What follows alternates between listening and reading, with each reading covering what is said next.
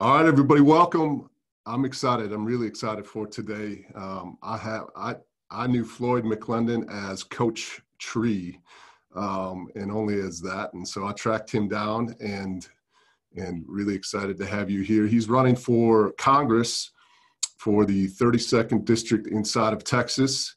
And like I said, yeah, so Coach Tree, I went through an event called Seal Fit Kokoro, and so that's how I knew him as Coach Tree. But now he's out of the Navy. He was in the Navy for 25 years, 15 of those as a Navy SEAL, and excited to see your pursuit to go and help out our country, especially our government in Congress. And so polling for you there, but thank you so much for taking some time to be with us today.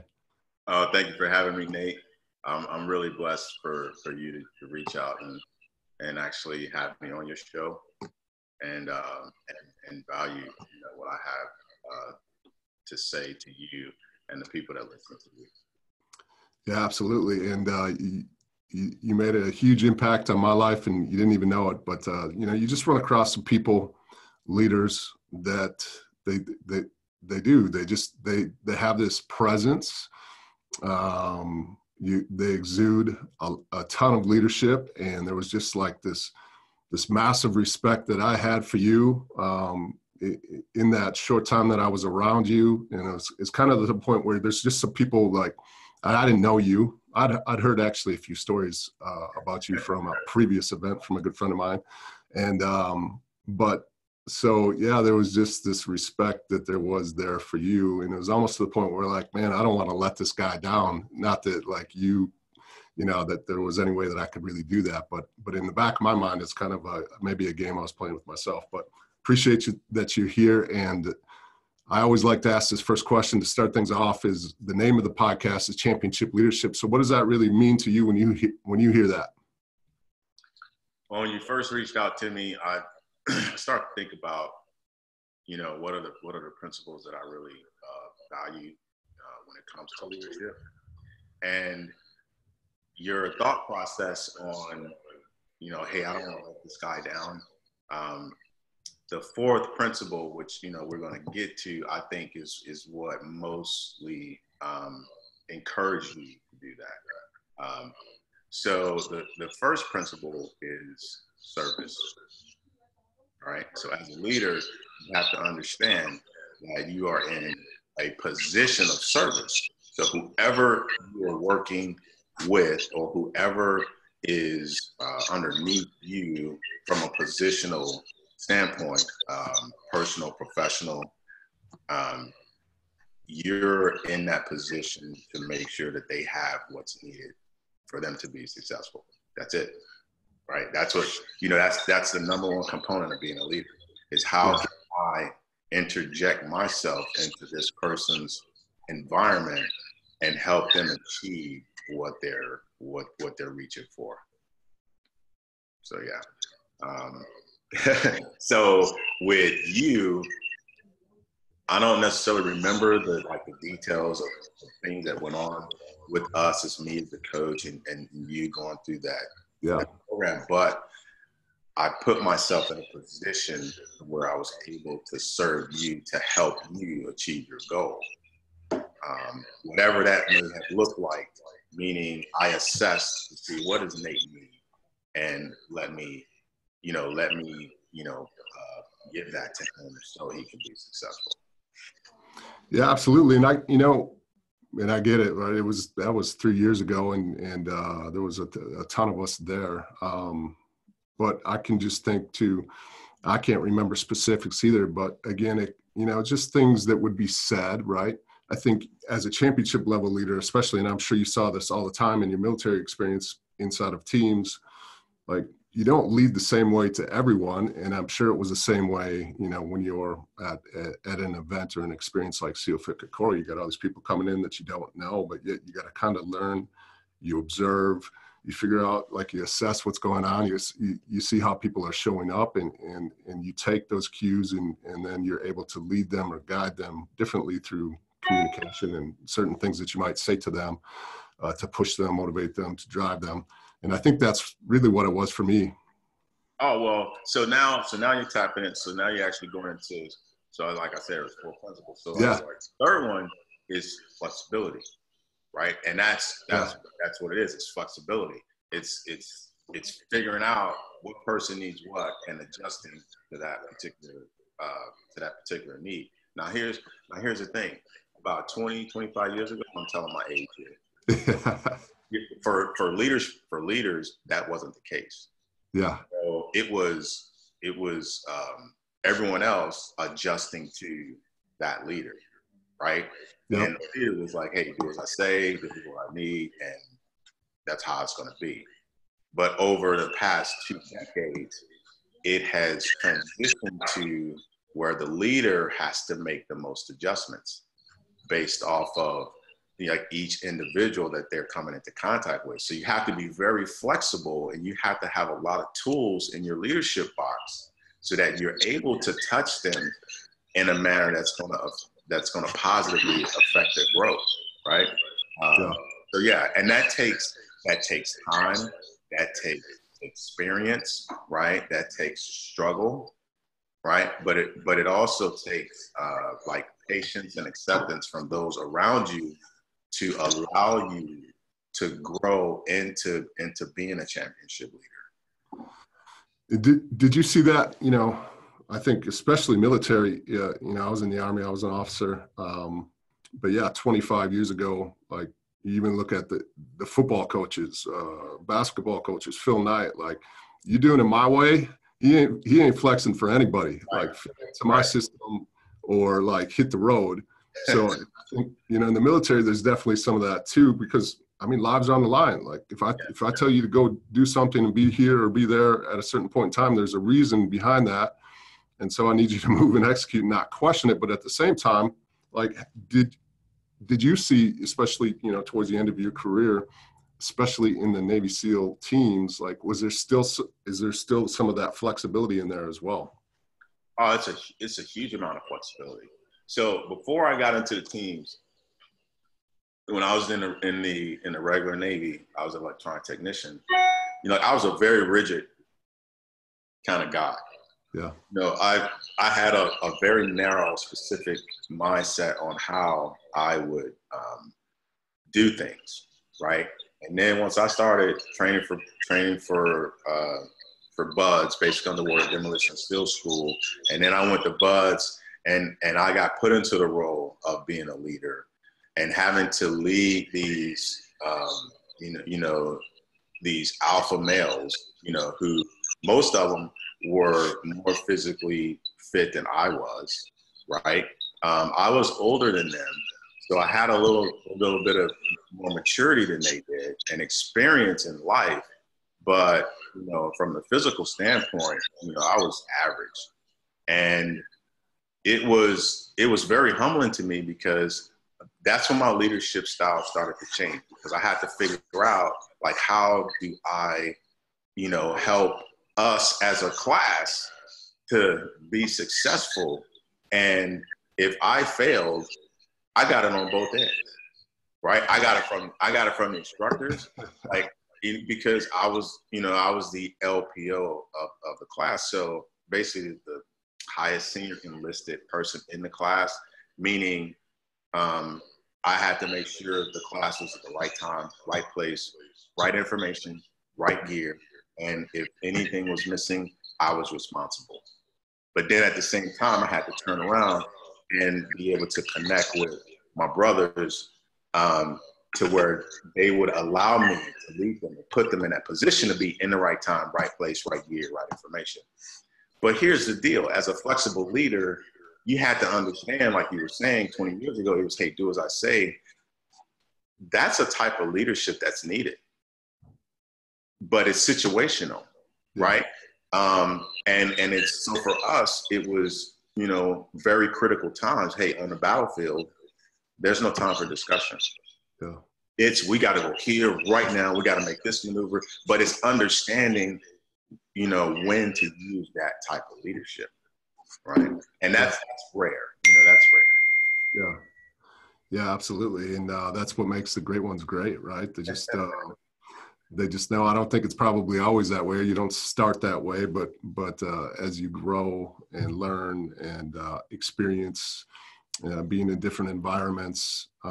Yeah, so maybe talk about that a little bit, like the experience that you've had through, your military career and through the time as a Navy SEAL. Like, how has that prepared you for what you're taking on right now as, this run for Congress? I would say it was probably the perfect platform to prepare me for being in the position that I am right now. And the reason I say that is when I decided I wanted to be a Navy SEAL, I didn't know how to swim. Right? I don't know if you knew that, but I didn't know how to swim. Like I really didn't know much about the SEAL teams. All I knew was I was 6 years in the Navy. I was an electronic technician. I started to think about it as a career, but I didn't see myself being an electronic technician for 20 years. So I just started to do some research on what other profession could I get into. And one of my coworkers, he was about to train for BUD/S. And I just wanted to learn how to swim. I said, hey, I don't know how to swim. Can I train with you? And he said, yeah. So then I started training with him, and then I just kind of caught the bug. And from there is when the transformation started for me. And it was, so the time I said I want to be a Navy SEAL to the time that I became one, it was almost years. Wow. Right? So through that process, that's what helped me start to become a leader, right? Because then once I became a Navy SEAL and I got to the big leagues, the teams, it was now my brothers are combat tested, and they've opened the door to accept me, but I have much to prove, to be worthy to go down range and fight for them. Yet they're going to put me in a position to prove myself, right? And that required. So now we're going into one of the third principles of leadership that I want to talk about that I think is often missed. I call it fellowship, right? Meaning, as a championship leader, you have to know when to step back and follow the people you work with, or the people in your life, or your family, right? That's so important because you're not the expert on everything. Yeah. Right? So I can still lead and still not be the expert on everything, but I have to acknowledge those who are and give them the platform to push us to a higher level, right? Based off of their skill or their experience or their maturity. And that takes that's what's championship leader right there. It's understanding that and not being afraid that their position is going to be lost. I don't know if I'm making any sense, but yeah, absolutely. I think I think what you're talking about is really like there's a lot of leaders out there that are really insecure, and so they think that they followership would be a sign of weakness, right? Yes. Or you may put somebody in a position that's going to really shine. Yeah. And you're afraid that they're going to take your spot. Yeah. Right. Yeah. So, but championship leaders, they're not concerned about that. Right. Yeah. It's about the team, right? It's just like, hey, the mission. Oh, yeah. You're comfortable in your position. Yeah. And you know what you are made of. You know your worth, right?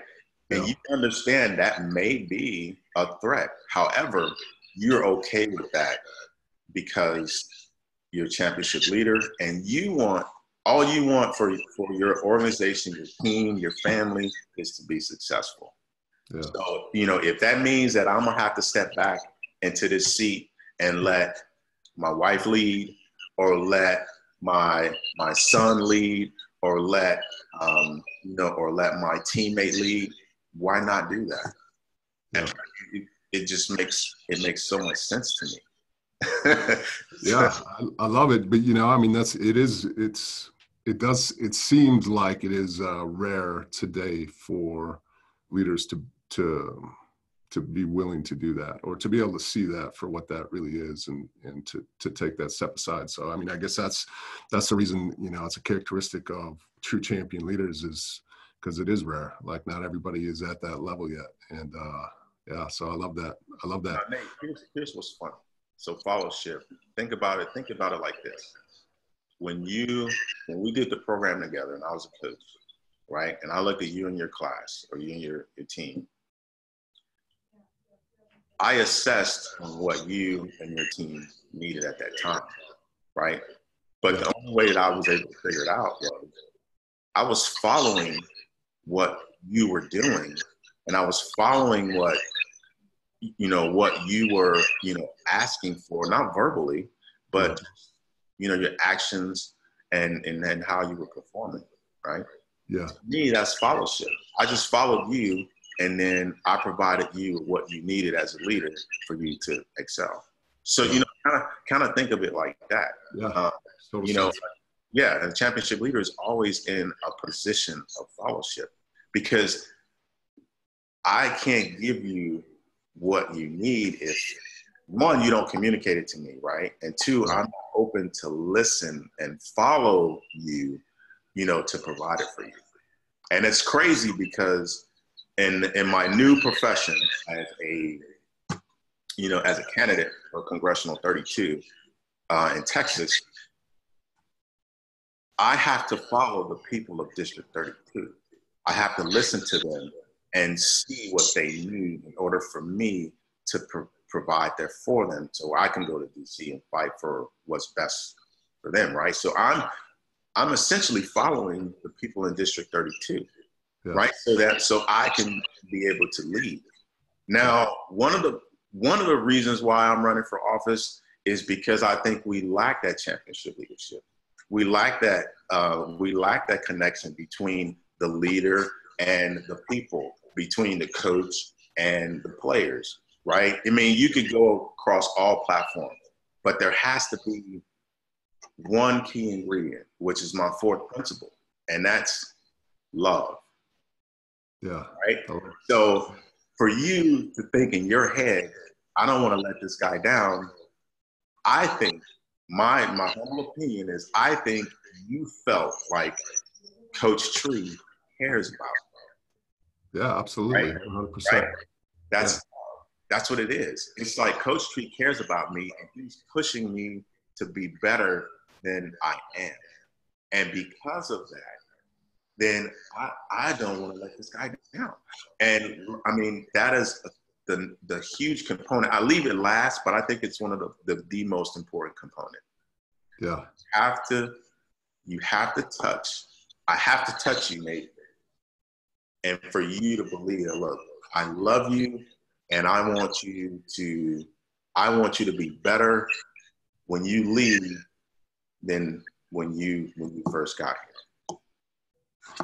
Yeah, there's no greater power than love. I mean, for sure, and a true believer in that. And so it comes in many different forms, right? Oh, absolutely. Yeah. Of course. Yeah. It comes in many different. Yeah, I get it. Like, and yeah, I love that you put it that way too, because I hadn't really thought. I really hadn't thought about it that way. But that's absolutely hit it on the head. So looking up a little bit of information on you leading into this, a big thing that I came across, and we've been talking about it, but the servant leadership and feeling that there's the lack of that especially in Congress today, and probably again across the board. But where did that really come from for you? Because it's something that I've heard about, and it's definitely something that I believe in. Like, you could look all the way back to Jesus Christ, and he's the greatest servant leader ever, right? And that's what he was all about. But yeah, maybe break that down for me a little bit more on like what servant leadership really is to you, and why you see such a big gap or need for that, especially in our Congress. Okay. I mean, it's a really good question, and I grew into service. And what I mean by that is you'll have some people out there who would say, you know, when I was a kid, you know, I knew that I wanted to go into this profession, and, you know, it just resonated with me because of, you know, how I grew up, family values, things like that. That wasn't the case for me, right? And I think figuring out your passion like that early in life is wonderful, but that wasn't me. I grew into service, meaning when I went into the Navy, you know, it was a attitude of self, right? I graduated from high school. I went to college for a year and a half. I wasn't mature enough to buckle down with my studies. I grew up in the inner city of Chicago, so I didn't want to go back home because there was nothing there.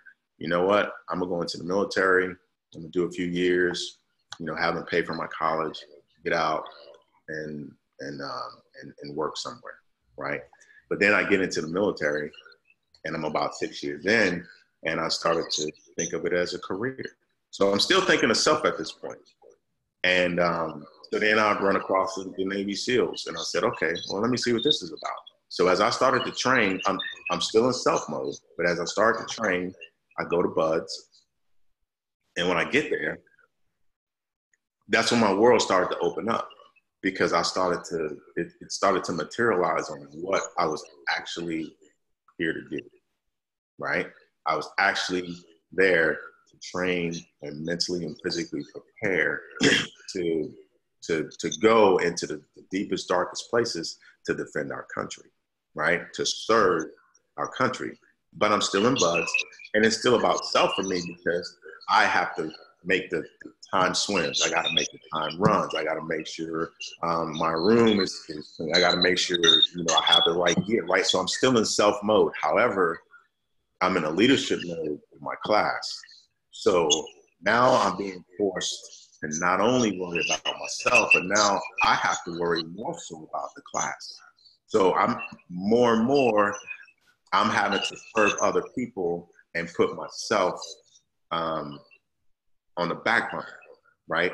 Yeah. This is teaching me service, right? It just kept growing. So we get out of BUDS, we go to strict qualification, training. You know, they take off one training wheel, so now it's getting a little bit more dangerous. You know, everything we do every day, you know, you can lose your life, and if you're not in the right position or you're not doing what you're supposed to do. Sorry about that. Yeah, you good. You're not doing what you're supposed to do, then you are you could potentially lose your life, or, you know, the life of one of your teammates. Yeah. So, you know, I'm starting to grow. And then when I got to the team, all the training wheels are off. We're running and gunning, literally, and anything, a misstep or whatever, and you start to understand the ramifications of, now I represent my team, I represent my teammates, I represent the United States Navy. And then when you go overseas and you started working with your allied countries, you're like, holy crap, I'm representing the United States of America.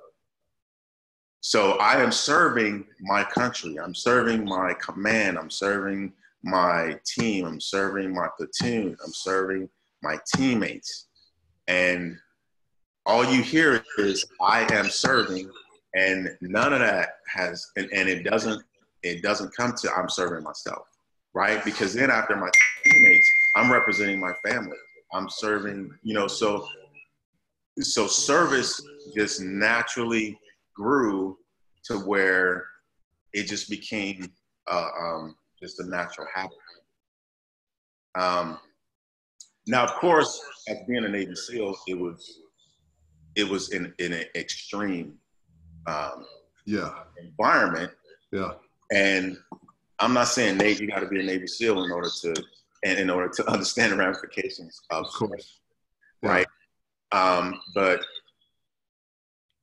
understanding how important service is And then when you look at, you touched on it too, Jesus Christ, he was on the earth to serve, right? You know, and that's all he did all his life, right? And he paid the ultimate sacrifice to serve us, right? So when you look at that, and when you look at why humans were, or not why, but if you look at, we are hardwired to serve, like we're social creatures. I feel most purposeful when I do stuff for other people. And I would gamble to say you do too. Yeah, absolutely. Right? Yes. Yeah. But we get away from that. You know, we get caught up in the day-to-day hustle and bustle of what's going on in the country, or we lose scope of we are hardwired to provide love to other people. And when we do that, we are at our happiest. Yeah. Right? Now, that's lacking in Congress. Yeah. I mean, it's lacking. I think it's lacking in our country to a great degree. But our leaders, we are the most responsible because, you know, we have to make sure that America is put in a position of security. We have to make sure that the American people are well taken care of. And as leaders, we are held to a higher standard. And we need to make sure that we are held accountable for our actions and how we serve them, right? Yeah. I think that's what's lacking. And I want to be a part of changing. Coming from the military and understanding that mission first, and we don't need to put, we don't, like you and I, we different backgrounds, different geographical areas, you name it, but I don't care about that. Like, what's the mission, and how do you and I work together in order to get it done, right? So I'm serving District 32, the people, you know, who has put me in a position of leadership, but then also too, I'm serving you because, you know, we are building our relationship, and we are loving each other as human beings like we should. So I'm giving you, you know, love for your soul as you are for mine when we're doing that. Yeah. And yeah, thank you for doing that. I mean, thank you, because we need way more of that, way more of it. And you know, it starts with one, right? So, and there was something that came up for me as you were talking about this, and you were talking about, you know, kind of the journey and the path to becoming, you know, finding yourself, less about yourself and more about others and service. As that journey, it took 6 years to become a Navy SEAL, and at the beginning, it wasn't really. I mean, that's a long journey, and most would have quit like somewhere along that path. Or I'm sure there was plenty of opportunities for you to be like, man, like I'm just going to go back and do what I was doing, or find some different path. There's got to be an easier way here.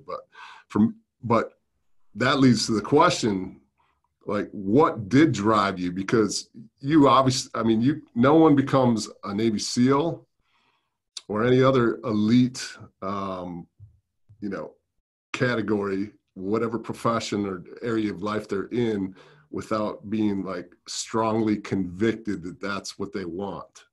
And that also is going to play into, like, you got to be that same way coming into this campaign for Congress. Like, you can't just have 1 foot in, 1 foot out. I imagine, and I'm pretty sure that I'm head on here for you. But yeah, could you talk about that? Like, because I know part of your story was like you failed in Hell Week the first time, and because of some things that were going on, I think physically for you. Yes. And to come back, like, to go through that and be like, all right, this isn't really all that much fun. Like, but I gotta go do this again. Again, there's some conviction there for you.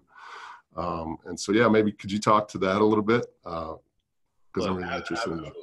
So before going into SEAL trainer before taking on that task, my desire was basketball, like my love, my passion for basketball.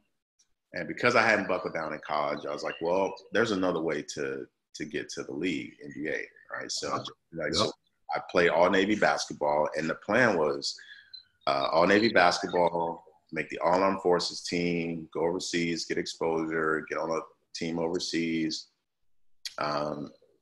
perfect my craft, and then get to the league by the time I'm 30.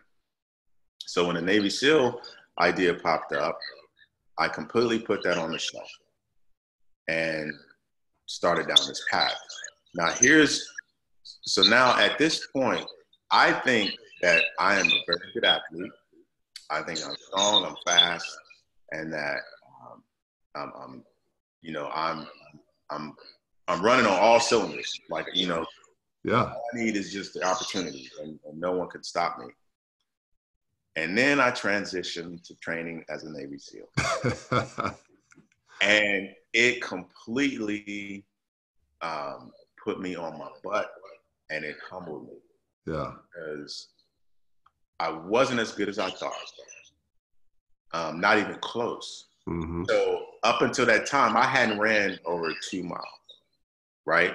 I was just doing what was required for the regular Navy physical screening test. Yeah. I really didn't do calisthenics that much. I lift weights all the time, play basketball all the time. Yep. So I want to share with you my first workout. It was 3 sets, 3 rounds of 20 push-ups. It was 25 sit-ups, and it was 3 pull-ups. And it was only 3 rounds. That's it, 3 rounds. Yeah. So I got done with that, and I am soaked. I am dripping in sweat. Literally, my shirt. I'm just pouring in sweat. And I'm just like, holy. I was like, this is crazy. I thought, I was strong and I was in shape. And then I got in the pool, right? So now I'm in the pool. My swim for that day was 15 minutes continuous swim. The distance that I got in that 15 minutes was 250 yards. Right? Yeah. So now here it is. I just got kicked in the mouth. Yeah. And knocked on my butt. And I asked myself, hey, what am I going to do about it? Yeah.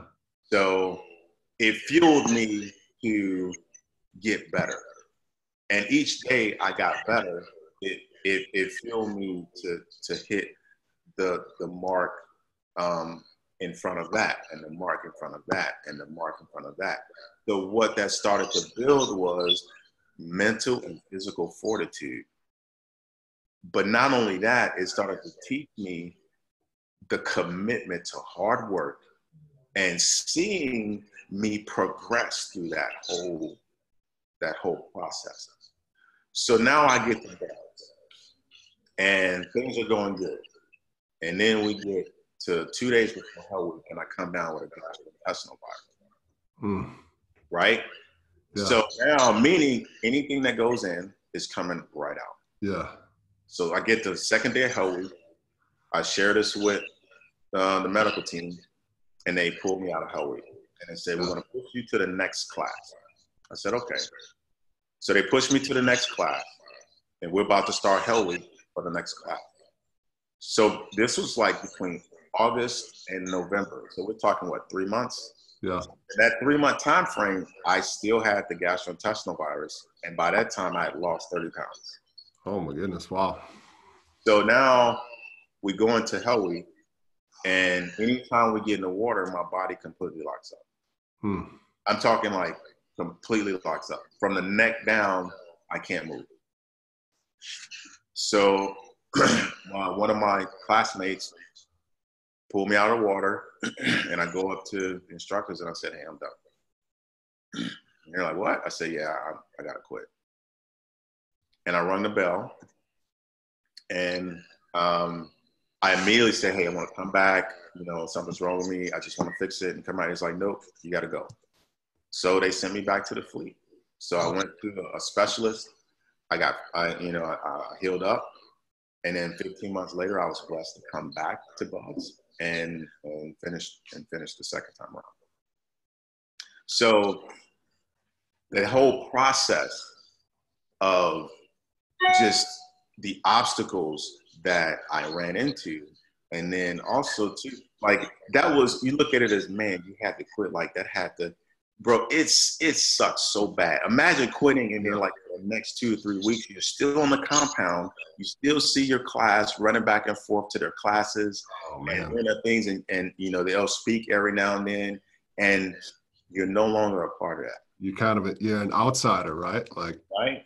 So that either crushes your soul or just stokes a fire in you. And that's what it did for me. And not only that, like the instructors who believed in me when I quit, like seeing their disbelief, right? And you know, it's kind of like what you were saying, like, I don't want to let this guy down.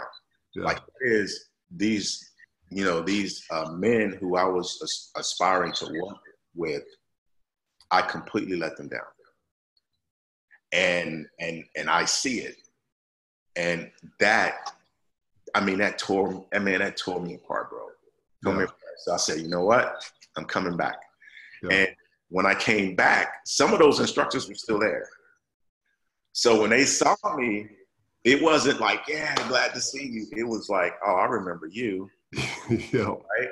And you quit. So game on. We're gonna, you know, so some of them get a little extra love because, you know, they felt like you're just gonna do it again. And we just need to make sure that we get rid of you as fast as we can. And we're gonna do it within the construct of our responsibility as instructors, because we don't want you to go down range. We don't want you to make it to working side by side with us and you quit. I mean, that was the whole, so I got it and I took it. And over time, you know, I just proved myself. And then as I grew into service and understanding like I was representing more than myself, that too was a part of what pushed me to get better, is because I did not want to let down my brothers who I work with side by side. And I knew, I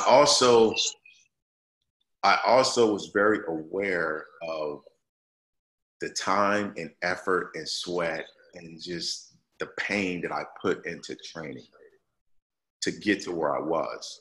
And I have faith, and I have faith in that preparation. I had faith in spiritually that I did everything that I could, and I was satisfied with the result.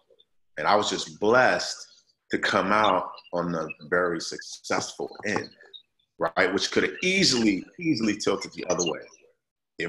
I could tell you hundreds of stories where I thought that I was not going to be there at the end of the day. So, but that's what really pushed me to stay focused for 6 years to obtain that goal. It was, I got humbled, but I can get better if I work hard. And also too, I am responsible mentally and physically to be in the best shape in order to be the best teammate that I can be. That's what drove me for those 6 years. And then when I got to the team, it just elevated to a whole nother level. Yeah, I imagine. Yeah. Oh, yeah. So how do you take that? How does that carry over to like all that experience, that perseverance, like that just commitment, that faith in yourself and in a bigger purpose and where you were going to, like, to hear, like, we're all in for the 32nd District of Texas to become. Nate, I want to continue to serve. That's it, period. Right? I believe my knowledge and experience as a leader over the past 25 years will be good for District 32. District 32 right now is lacking leadership. And I knew, as I was transitioning out, that I want to continue to serve. And my goal was to, serve in Congress. The military perspective right now is a very low percentage in Congress. We have 22% of the members in Congress are veterans, which is very low. If you go back about 40, 50 years, it was like 7%. Yeah. But what you lose that scope, that worldly scope, of what it's really like to be, of what it's really like to live in really bad situations. Third world countries, that I've been in, me and my brothers have been in, and it's, America doesn't come even close. America is the best country in the world. I've been all over the world, 24 countries. And I think we lose that scope when you don't have a certain percentage of leaders that has that vision, that has been to the Middle East, that has been to Southeast Asia, and seen how other countries are ran by their government and how they live. America is by far the best country in the world. And it's just reminding our American people, yes, we have our problems, we have our differences, but, at the end of the day, this is the best country in the world. And, we have a republic where and a foundation of the republic where we can improve. And that improvement is based on the people and the leaders, where it's not so much in other countries in the world. So, that's what really drives me to continue and want to be a leader in Congress. I want to work side by side with brothers and sisters who has the mindset of what do we need to do in order to improve our country and protect the American people. I think it'll be a disservice for me if I did not run for office, because here it is. I had this wonderful career with all these wonderful experiences. The men and women who's touched me over the past 25 years and invested in me and made me who I am today, I owe it to them. So for me, it's just a natural progression of giving back to the people before me, and those who I am with right now, and then also laying a foundation for those after me, for our young Americans. So hopefully that answers your question. Yeah, absolutely. Yeah, and thank you. Talk a little bit, coming from, retiring as a Navy SEAL, living at such like the highest level, keeping yourself trained and in peak performance, to getting out, and what was that transition like for you? I mean, I could see some where they're like, hey, I'm a Navy SEAL always and forever, which I'm sure that mentality is there for everyone. Yes. But there can be a significant drop off, or there can be a continue to like live at a certain level. What was that like for you? Nate, it was very challenging. I bet. Yes, it was very challenging. The reality is this: when you join the military, most will spend about 2 to 3 years to be educated and trained to do their job well. And then on the back end, the military, like the Navy, they'll give you like a 2-week transition course. And then tell you, hey, these are all the resources you can use to help you transition. And then that's it. And then your last day, you're completely disconnected from an organization that you've been a part of for 25 years. Yeah. You're completely disconnected from your core circle. You're completely disconnected from the ecosystem that you have thrived in. So it was very challenging for me. And one of the initiatives that is going to be in my top 3 is building a bridge for our veterans, especially our career veterans, building a bridge from the military to the civilian sector. Because right now, we don't really have an encompassing program for all our veterans. Now, the veterans who are, there are a lot of organizations out there, veteran organizations in different states, who do a good job in reaching out to new veterans that are coming out because they understand the struggle. So it's like, hey, look, we got you. It's like a catcher's mitt. We got you. We understand. They like us. Let's help you out. But it needs to be a really bigger plan and a more encompassing plan to help our veterans transition to the civilian sector. For me, I went to 4 different career readiness transition programs. Right. Yeah. So I'm on the top end of being the best prepared for transition, and it was still very difficult for me.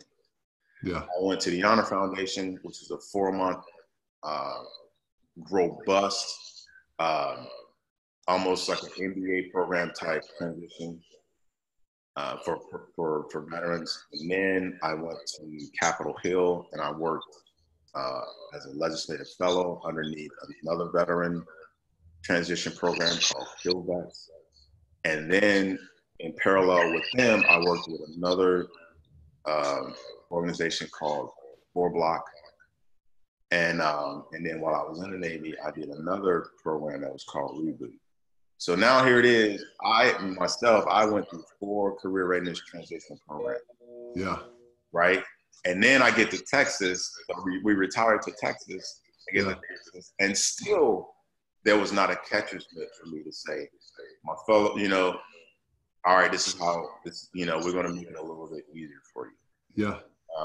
So with that, I mean, it's very important for us, to not forget, our veterans, especially our career veterans, like, hey, when they come out, imagine that you're going home and your door's locked and you can't get in. Right. Yeah. I mean, it's like, what are you going to do? Yeah.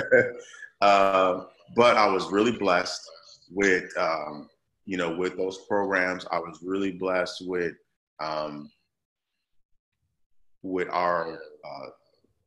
American people who weren't military veterans, really appreciating what we've done to serve our country and opening up those doors, to make a way for us to come in. Yeah. So and that was a very humbling and warm experience that, I just did not expect. When we came to Texas, it was like, oh, you did what?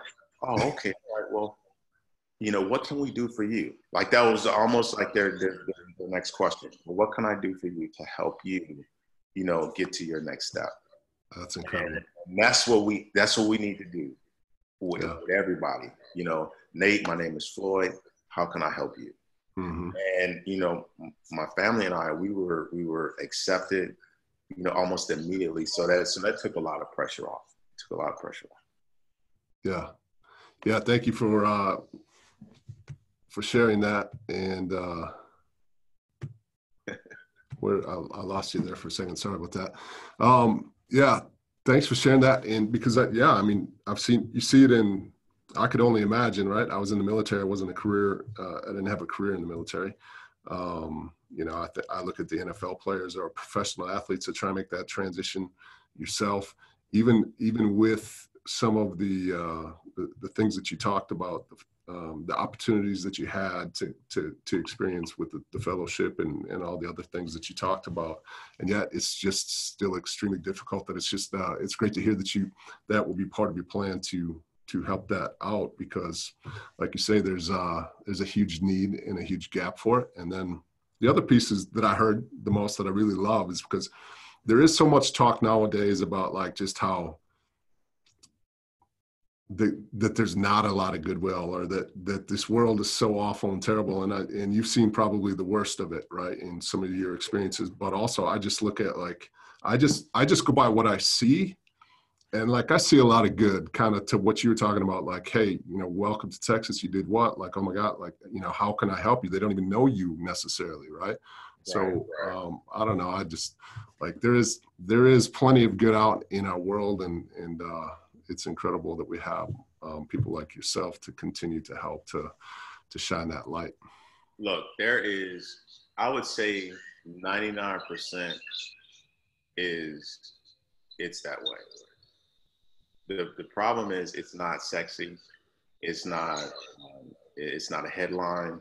It's not it's not grabbing, and social media and TV, it's designed to to put something on the screen, to catch you, that kind of thing. And goodwill and doing well for others is just, it's not that kind of attraction. Right. But 99, I believe, man, on a day-to-day basis, I see goodwill. On a day-to-day basis, hopefully people see goodwill in me. Yeah. But it is going on all the time around the world. And it's simple stuff, Nate. It's I'm opening the door for someone because their hands are full. Somebody drops something on the floor, let me get it for them. Yeah. Or, let me assist. It is out there. We just tend to glance over it and not, and put an exclamation point on it. Mm-hmm. But every day, I believe all humans do something of goodwill every day. Yeah. We just don't put an asterisk next to it. Yeah, it's not highlighted, right? No, it's not highlighted. Yeah. You reaching out saying, "Hey, Floyd, I want you to come on my show." That's goodwill. Yeah. You somehow, you've impressed upon me, and I want you to come on my show, and I'm going to give you a platform to speak. That's goodwill. Things like that. It's just, it's disheartening because we should be pushing a more positive narrative every day. And we should be able to say, Nate, I disagree with that opinion. Mm-hmm. My opinion is this. Is there a way that we could come to a compromise between the two? Okay. If not, then okay, let's agree to disagree. I still respect you for who you are, and I look forward to talking to you again. Yeah. We need an asterisk on those conversations that are happening every day. Yeah. 100%. I want to respect your time here, and so I'm going to start to wrap this up. But before I do, I just want to ask, what are one or two things that you could leave for the listeners that would just really impact their world, that you could share from your experience, your wisdom, to help these men and women that listen grow and continue to get a little bit better? So there's two things. One, do something every day, just one thing that makes you better than the day before. That's it. One thing. You don't have to completely rearrange your house. That can be, I'm just going to get up 30 minutes early. That can be, I'm going to eat, maybe I don't eat breakfast. I'm going to get up and I'm going to eat breakfast. That could be, I'm going to that could be, you know what? I'm going to do one small gesture of kindness, for my neighbor. Yeah. I'm going to stop and just say hello to, the person in my next to my cubicle. One small thing. Yeah.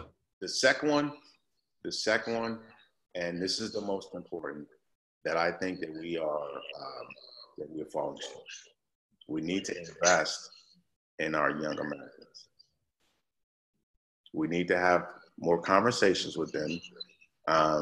Social media and TV and video games is not the answer for educating them. Yeah. You know, it's having conversations with them. It's coming from a place of love. It's following them, listening to what their concerns are. And it's just being there for them to let them know that they're cared for, and that we are going to make sure that they have a better place on this earth than we did. Yeah. Those two things. Yeah, thank you. That's one step every day, and invest in the future. Yeah, so important.